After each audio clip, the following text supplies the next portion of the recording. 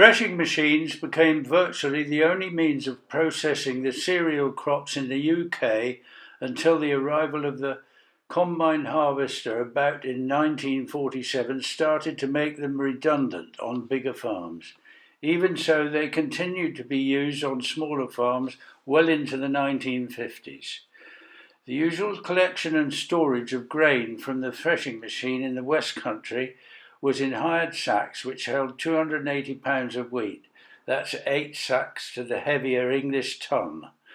Threshing machines were finally made redundant on all farms by the combine harvester, except those machines retained to produce material for straw-based thatching.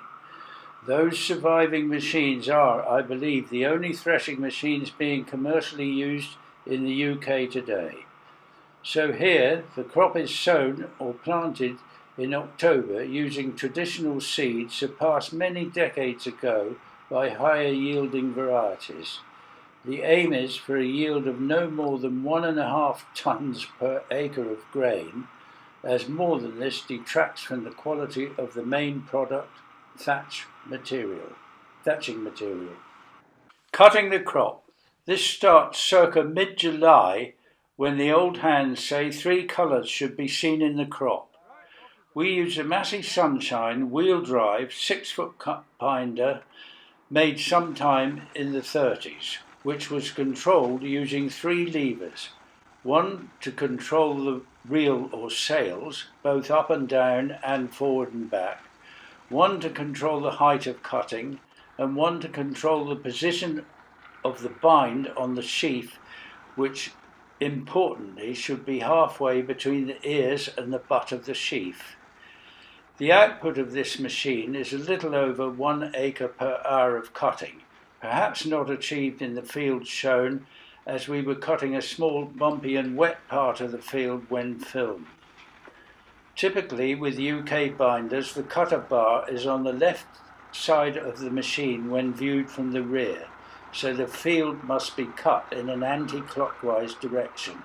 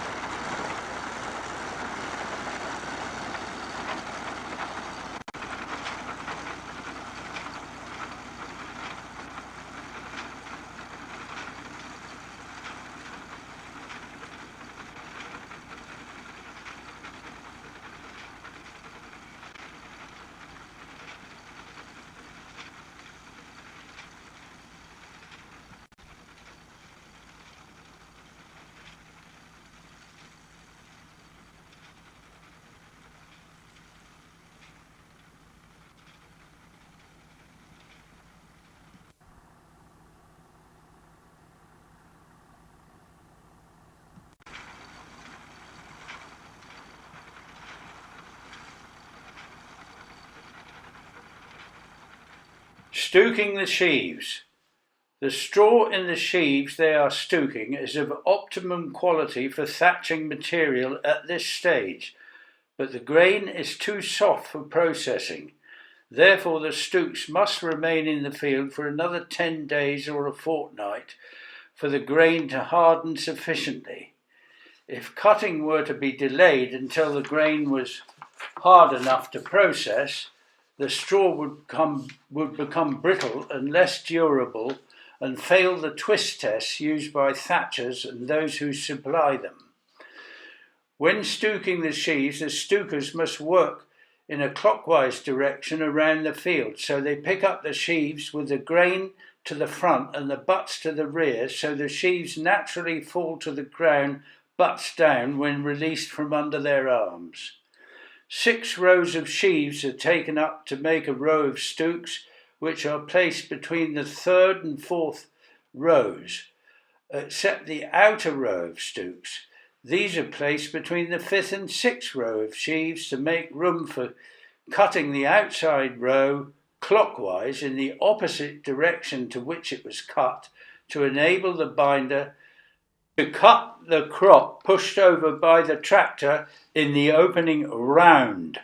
Here 8 sheaves are used to make 1 stook, Output per man stooking is around 1/4 to 1/3 of an acre per hour. However good these stookers are, there will be fallen stooks, particularly in windy weather in the days before they are carried. These stooks must be restooked and kept on their legs. Carrying sheaves.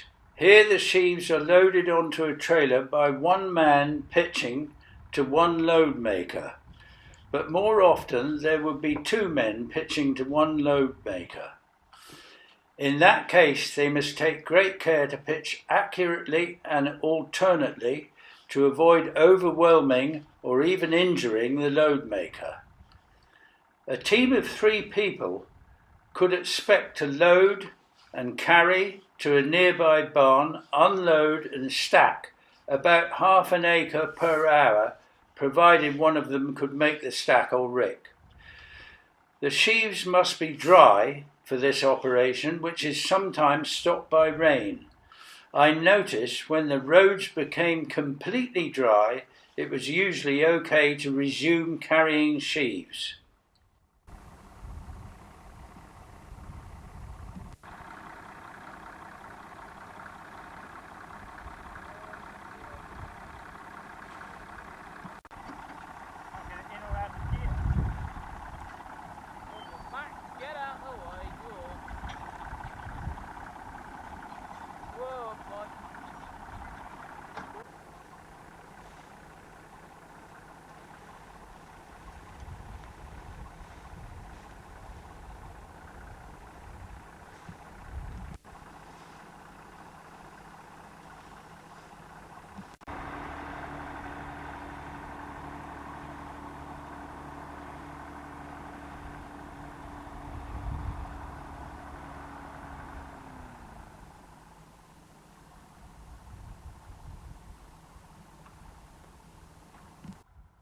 Here a load of sheaves arrives at the farm buildings and will be stored in the barn to be processed later.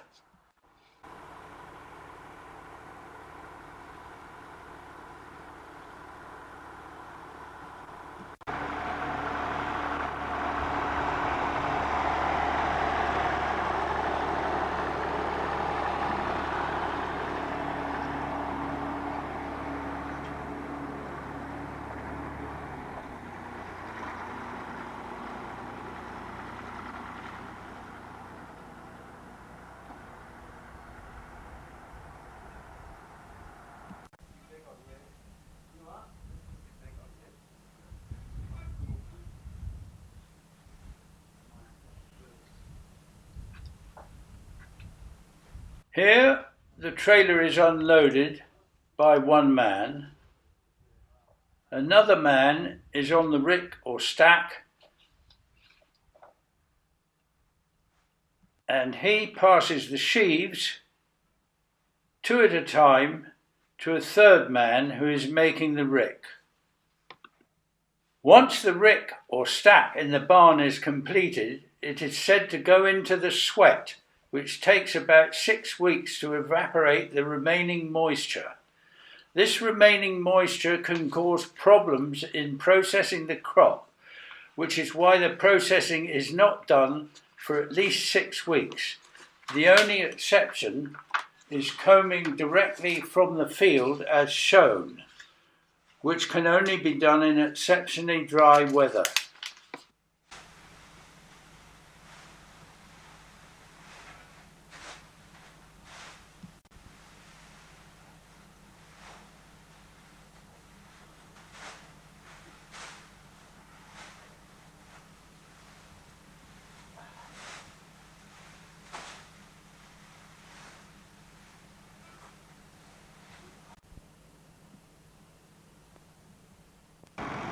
Here is the Marshall thresher fitted with a Mertz comber.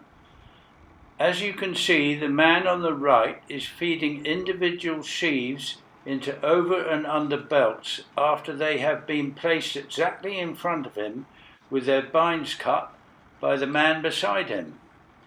These belts convey the material over combs which knock out the grain and comb out the flag leaf and other unsuitable material. These are all processed by the Marshall thresher. The grain exits the thresher via the sacking spout into an auger and is elevated into the grain trailer. The flag leaf and other unsuitable material exit the thresher into the baler. Meanwhile, the material that has passed over the combs is known as reed and exits the comb down the reed board into the reed tire and is gently formed into a bundle tied with 2 strings.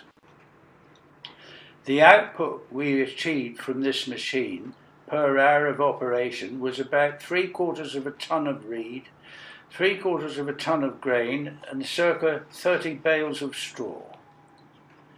Because the availability of staff, suitable machines and weather are limited at harvest time, the vast majority of the crop is processed later in the year direct from the barn rather than direct from the field as shown here.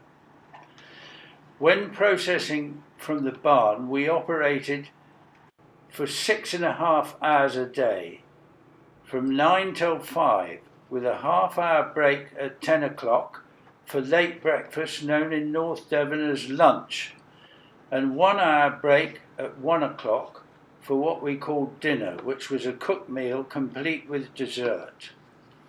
The average output was just over 1,000 bundles of reed per day for each bundle, with each bundle weighing circa 11 pounds. The thrashing machine cost £40 an hour, operating hour, to hire in the early 90s, which included the man in the helmet who kept things running smoothly. I can only recall one day when we failed to produce 1,000 bundles of reed in 6.5 hours due to mechanical problems during his years of running the machine. Staff were paid £4 an operating hour, except for the children who got 20 pence an hour and the old man who lived in a caravan rent-free on the farm and helped for a couple of hours now and again. Over 30 years later, the machine shown here is still in excellent running order. Today, straw-based thatching materials are produced using the same threshing machines, and it is still a very labour-intensive process, even though there has been some improvement in the handling of sheaves and reed, which are now mechanically loaded. I think about half the thatching in England is currently straw-based material, mainly produced in the West Country, the other half being thatched with mainly imported water reed.